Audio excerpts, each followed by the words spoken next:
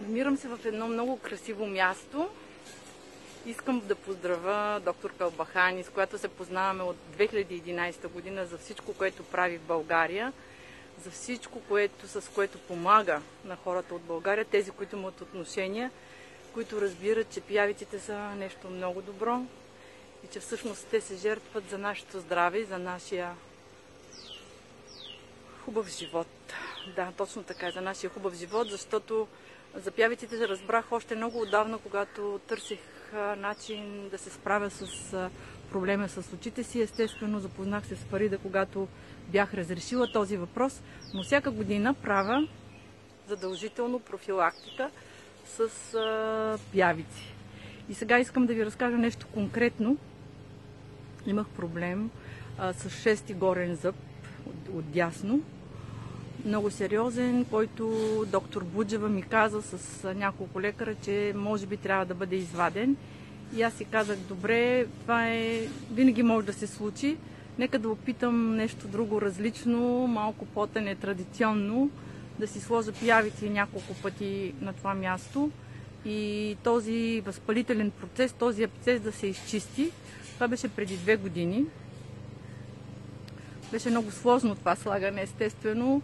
Обаче стоически и аз и доктор Кълбахани издържахме и искам да ви кажа, че година и половина, въпреки че тя ме караше да отида да се снимам, да направя, аз стоях със старата коронка, докато сега през януари месец отидах на зъболекар, направихме снимката и се установи, че нямам никакъв такъв процес.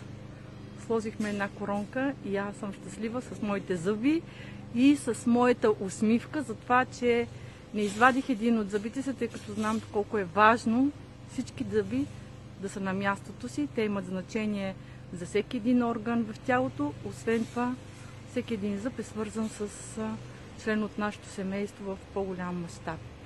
Така че благодаря ти, доктор Кълбахани, успех ти желая и винаги с всичко ще те подкрепа и с асоциацията, на която Жена 98 е член, и с всичко това, което ти инициираш, защото наистина в България трябва да се разбере, че пиявиците са нещо много хубаво, много полезно и даже древните българи още са ползвали този начин на лекуване, този начин на освежаване, този начин на подбланяване.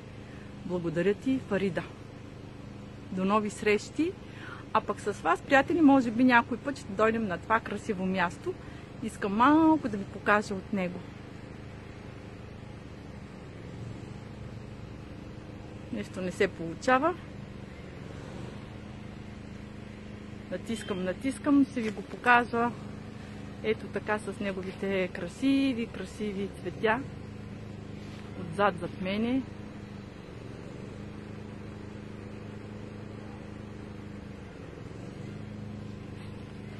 С тези красиви цветя също.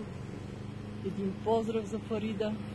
Един поздрав за всичките, които са повярвали.